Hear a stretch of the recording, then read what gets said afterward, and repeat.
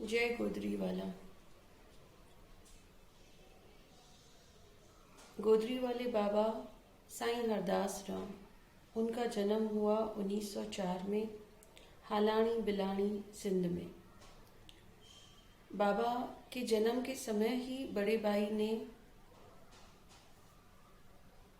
Predict कर दिया था कि ये कोई बहुत बड़े महान दरवेश बनेंगे, और पिताजी माताजी उन्हें ऐसे ही पालते थे जैसे कोई दरवेश को पाल रहे हैं। और बाबा के सर पर तिल भी था, तो वहाँ से भी वो देखकर भी सबको विश्वास होता था कि यस, ये कोई बहुत बड़े दरवेश बनने वाले हैं, बहुत बड़े संत बनने वाले हैं। बचपन से ही वो अपना समय दादी के साथ व्यतीत करते थे। दादी उन्हें दरबार साहब लेकर जाती थी, दरबार साहब में पाठ सुनते थे, और उनका अटूट विश्वास हो गया था गुरु नानक साहब में। एक दिन स्कूल में 5वीं कक्षा पढ़ते थे। बाबा हरदास राम साहब तभी 10 बरस के थे, और स्कूल में टीचर उन्हें कहते हैं कि बालक हरदास, तुम ये पोयम मुझे पढ़ के बताओ। तो हरदास बालक वो पोयम नहीं पढ़ पाते हैं।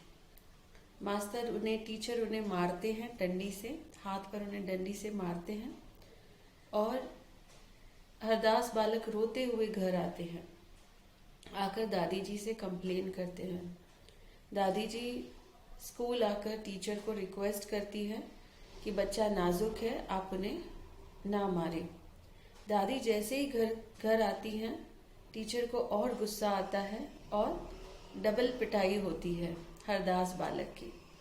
10 बरस के हैं उस वक्त, लेकिन उस समय ही समझ गए कि इस संसार में शिकायत करने से डबल मार पड़ने वाली है और तकलीफ होने वाली है। तो वहीं पे अपने आप को वचन देते हैं कि मैं आज से किसी की भी शिकायत नहीं करूँगा। शिकायत करने से तकलीफ बढ़ेगी, तकलीफ कम नहीं होती है। अगले दिन सब पूरा बुक जो है पढ़ के जाते हैं। पता नहीं कौन सा पोयम टीचर बोलेंगे पढ़ने के लिए। तो जैसे ही स्कूल में जाते हैं, बैठकर प्रार्थना करते हैं। बहुत विश्वास था उनका प्रार्थना में। गुरु नानक जी को प्रार्थना करते हैं कि आज अगर मैंने कविता पढ़ी और मुझे टीचर ने नहीं मारा, तो मैं आकर एक आने का प्रसाद चढ़ाऊंगा। तो जब जैसे ही टीचर आते हैं, उन्हें बुक खोल के देते हैं, तो मन ही मन बोलते हैं कि इस कविता में जो भी लिखा होगा वो मेरे लिए वचन है, उसे मैं जिंदगी भर पालन करूँगा। तो उस किताब में उस कविता लिखी हुई थी कि जो दूसरों की भलाई करता है, उसके साथ भलाई भगवान करते हैं, और भलाई का जो श्रेय है वो लोग नहीं देते हैं, भगवान देता है।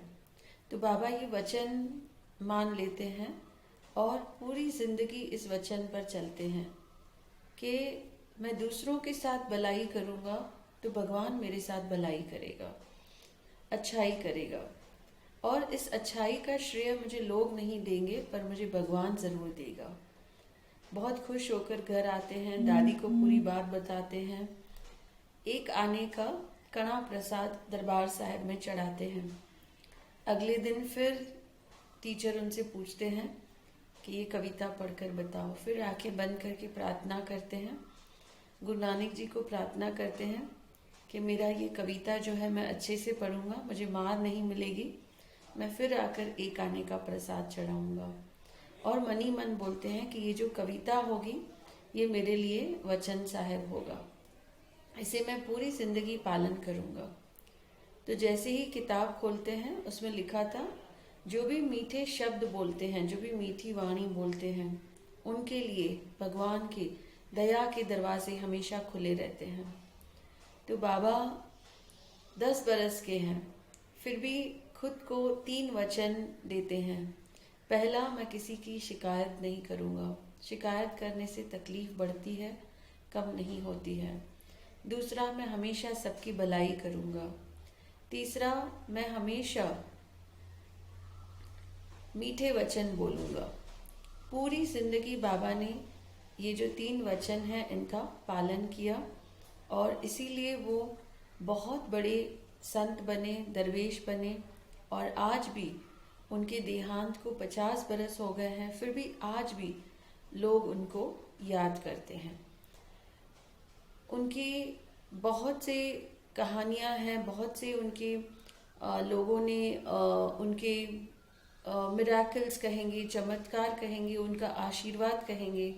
लोगों ने उनके ब्लेसिंग्स महसूस किए हैं।